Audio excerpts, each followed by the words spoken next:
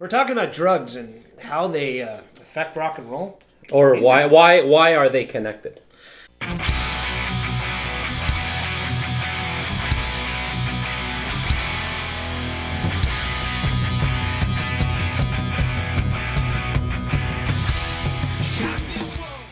think why they're connected is because some of the best music that we've all experienced was written under the influence. I know personally the best music I've written in my life was written while using. Hands down. You can hear it in any album. Very rarely has somebody come out of the other side of a drug addiction or using or anything for that matter, alcoholism. And very rarely has the music been just as good. Case in point, we always fall back Motley Crue. I want you to think of Too Fast for Love. Yeah. I want you to think of Shout at the Devil. Those are my two favorite. Well, what? No, wait. Did they get clean at one point? Dr. Feelgood. Really? They were stone cold sober through that. Or, I mean, I don't know the guys. I wasn't there in the studio. But right. According to the literature and everything, that was after rehab, and they were lean, mean machines. Well, I think it was. But I want you to think of that. Shout at the Devil, Dr. Feelgood. It's like almost like a different... Well, the weird thing about it's like a different band almost. Right. I want you to think of Alcoholica. I want you to think of Master of Puppets, Ride the Lightning, Kill 'Em All. Yep. Load. Those are my favorites. Saint Anger. Saint Anger. Best snare drum in the history of rock and roll. Oh my God.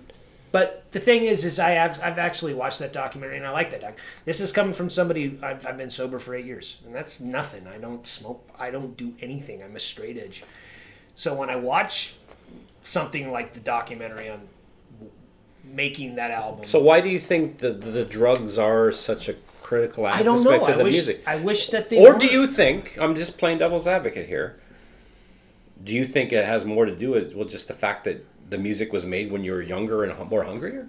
Oh, yeah. I mean, as opposed to being... Because obviously, as you get older, like you said, like Metallica. Yeah. I mean, Metallica in the 80s, they were this age.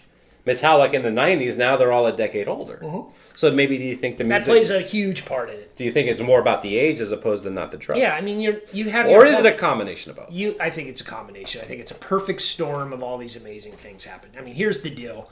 You have your entire life to make your first album. Yep. Your entire life. 21 years, whatever. Yep. You only get 6 months to make the next one. But there's a lot of bands, man. They just can do that. Just knock them out. And yeah, you are young. You are hungry. You got that fire inside. And you're doing it. You're actually in the business. You're actually out there. And of course, drugs and alcohol, that's part of the program. That is just part of the ride. It's there. And of course, everybody's going to do it. And in a lot of ways... Well, let's talk about something that you know about.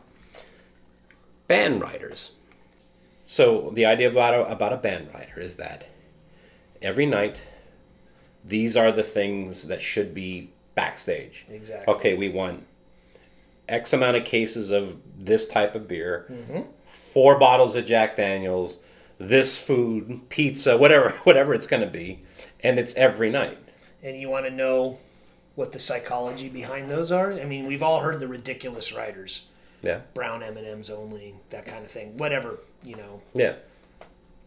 I think Marilyn Manson actually wanted a litter box in his, like a kitty litter box. That was just a rumor I heard while I was backstage. But the reason that a lot of those writers are made like that, they're trying to make sure that the promoter's paying attention. Mm-hmm. They don't necessarily need that stuff. The whole idea about the brown M&Ms is exactly that, is that the writer would see that the promoter would see that and be like, okay, because it was David Lee Roth. Right. And I read his book and he was saying, because he was like, because it went beyond the food and drink, it came on to like the sound system and the power requirements needed to run their show. Right. And if they didn't read that, it could potentially the show might not even happen. Oh yeah, when you see a writer, they'll say on there specifically no and no to certain consoles, no and no to it's very important. And I've seen shit hit the fan.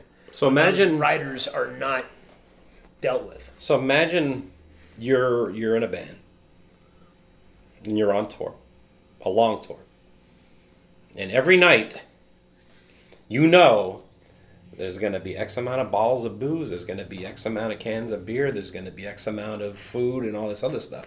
Of course you're going to partake. Your body and that's what when you're a rock and roll star and you're a band, all that matters is the show.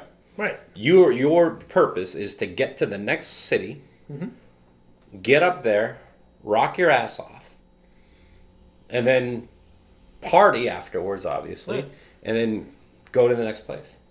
And so you have a window of time in your life where you can actually live like that. Where you can stay up that late. You can stay up that late. You can do... I remember it was pretty much between 19 and 24. That's your prime, man. You're untouchable. You can stay up all night. You can do drugs you can drink all night and go to sleep and wake up the next day and function. I remember 30, the day after my 30th birthday. Yep. Everything changed. I remember it hurt, and it never stopped hurting after that. A hangover hurt. A hangover ruined my day. It wasn't like I could just go doing that. So you get these people who've been living like that, these artists, okay, say they're on their 4th album cycle by now, okay? They've spent their 20s touring the world, and their body is used to a certain way of life. Yep. But now they can't function without it. Yeah. Well, think about this. They can't. Well, say you're doing that, just like you said, just the staying up late. Right. You're going to need uppers. So do you think, like, when it comes to the drugs and being a rock and roll star, that it's almost a necessity? If you're on heroin or painkillers for that matter. I mean, I've read a lot of stories on those. I mean, that's where it becomes a little bit more of a nightmare because now cocaine and speed and all that, that's just something you can do. And if you don't do it, you're not going to get sick. A lot of these people, they're on heroin, and if they don't have it, they're sick. So why? Now I want you to imagine you're in a hotel, you're out of heroin, and you're going through withdrawals. And I can tell you personally, withdrawals, you wish you were dead. It's the most disgusting feeling in the world. It's the most dreadful feeling in the world. And now I got to go play a show, and I'm going through withdrawals. Yeah, that's why you hear all these horror stories and all these crazy wild stories about what these guys will do to get their dope before a show, because they're sick, but they can't call in sick. So out of all the drugs there is to do, why heroin? Why do we experiment with anything? Why does anybody? Some people try drugs, and I never liked pot personally. Yeah, it scared the shit out of me. I never had a good time. It always made me realize I had taxes to do. All I do is think everybody else is just like, this is great. And I'm just like, no, this fucking sucks. It's hot. I'm not having a good time. Cocaine, I never ever experienced good cocaine. I never experienced it always just made my crotch sweat. And that's not fun. But you try all these different things, and before you know it, one day you find something that makes love, and you not only enjoy it, you can also become very creative on it. You go to a place and as a songwriter. I've written maybe 50 songs in my life. 5 of them are really good. And they were all written while I was, trying to write a song now, sober. It sucks. It's really hard. I'm not saying you can't write a song sober, but I don't know how to do it. It's like you remember this place you could go and you can get all these ideas and these visuals that I don't get now. It's like I don't know how to write a good song now. My life is great. My life is awesome. And I don't know how to do that. Do you think? Okay. Do you think maybe the reason why it's hard to write good music when you're sober is because maybe you become too self-aware? Yeah, you because when you're drunk or high, you're drunk and high. You're drunk and high, and it's just you go to and don't get me wrong. You write a lot of bad stuff when you're drunk and high, too. God, I have oodles of it, and I just listen to it and go, wow. But no, some places you really find that sweet spot, and it's a really powerful... And that's the music I've always been drawn to. Everybody has a different taste of rock and roll. They like the good time rock and roll or whatever. I've always liked pretty dark stuff, that can be kind of emotionally, like, heart-wrenching. And... that's the perfect place to find that stuff. So let's talk about the ultimate ban when it comes to drugs. God. And that is the Beatles. Beatles. And it's like... I think they did all the drugs. There's I mean, obviously, when they really, really got into, like, psychedelics and stuff like that, that's when you got Revolver, Sgt. Pepper's, and then on. Mm-hmm. Well, how do you think things would have gone for the Beatles if they didn't go down that road? They would have still wanted to hold your hand. And you think that's pretty much what they they would have just probably stayed with that same formula, Maybe. I honestly think that, okay, they would have been here. Okay, you had that whole British invasion. Yep. And then they all kind of like took off. And then when they came back, man, that was a major shift. That was huge. I think some people didn't even get it. Like, they were like, where's the Beatles? But no, it was way more powerful, the music they came up with then. And that was, at the root of it all, bottom line, they were great songwriters. Before drugs, before any of that. Of course. At the end of the day, of course, you got to be a good songwriter. You got to know what the hell you're doing in that ballpark. And then, once you're a good songwriter, anything's possible, depending on what kind of drugs. You heard it with David Bowie. David Bowie's one of the greatest songwriters. Yeah. And I urge you, start from his first album. The album called David Bowie. Do it. I did this. Oh, Listen to album 1 and just go to the early 80s. And you can tell what drugs he's on. Yes, you can. You can tell what album he was fucking tripping balls on, and then he was speeded out of his mind here, and then I don't know what the hell's going on here. He's doing speed, coke. Have you heard Low? Yes, I know exactly what you're talking about. How many Quaaludes did he steal to get on that? I mean, Jesus Christ! But it's fun. You can listen to the drugs through the beginning of his career, where he's doing the happy, rubber band, you're singing my favorite song out of tune, and it's all happy.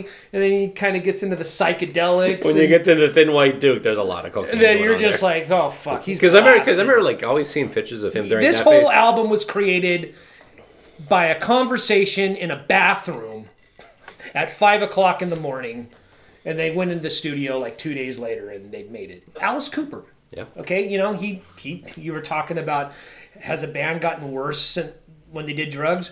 What were those 3 albums that Alice Cooper did in the early 80s? And I mean, he was just freaking gone. They're like Constrictor. Oh, you're talking about Flush the Fashion, Zipper Catches Skin? I mean, geez, that kind of stuff right there is a prime example of what happens when you are blotto. Yes. Because I was going to say, like, there's some drugs going on, I'm sure, when they did, like, $1 Billion Babies and School's Out, but the drugs change. They do, and pretty soon, and I think that's when it's just, they're there, and it's fun, and then it becomes a point when you still have to make, you got to understand, I've never been in the situation, I don't know what it's like to be somebody who's made a living making rock and roll and going out, being paid for tours. I don't know what that's like. So I can only imagine this is what you have to do to make a living. You can't just say, you know what, this isn't fun anymore. I got to go to work tomorrow. No, this is their job. And they're strung out, or they're having a problem, or their life has become unmanageable in some fashion. but they have to make a record. And they're not in the frame of mind to make a record, but they have to. So that's when you get those albums. And then they crash and burn. And then 5 years later, they come back with Trash. Alice Cooper's album, Trash, I love that album. I thought it was great. It was a really cool comeback for Alice Cooper. And that's when I think he kind of made that iconic, we were talking about the Osbournes earlier. Ozzy, they make a comeback, and they are sober, and they've got their shit together. So it does work out. Not for all of us.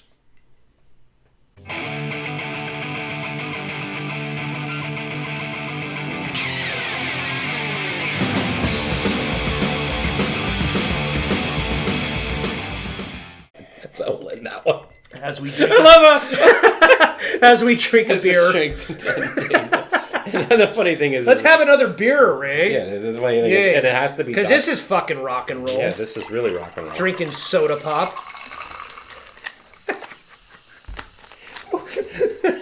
Scooby-Doo. Yeah. Scooby-Doo-be-doo, Scooby-Doo-be-doo-be-doo. Yeah, drinking soda. Do you like parties? You gotta keep me on the rails. Stay on target. Star Wars. Stay on target. Stay on target. Because I will fucking drift off. Do you think that guy, do you think that whoever that guy is like that he when he did that line that was going to be something that was going to be No. He just showed up for a day at work on the. All right, what's my one line for this movie? What's my one line? Stay on target. Yeah. Stay on target. I'm supposed to do summer stock, and I'm here for the day. And action.